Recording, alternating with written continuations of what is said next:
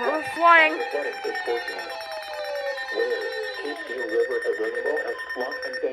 That's yesterday's fault. From this evening to Tuesday evening. Impacts at 45.0 feet. Flood waters will affect lowlands along the east bank of the river with some minor overflow along the west bank. Additional details at 9 a.m. Sunday the stage was 39.1 feet. Forecast. The river is expected to rise above flood stage late this evening to a crest of 43.8 feet early tomorrow afternoon. It will then fall below flood stage Tuesday morning. Flood stage is 42.0 feet.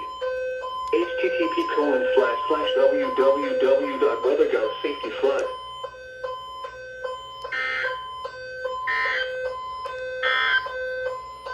Here are the 9 a.m. observations. At Wilmington, it was sunny.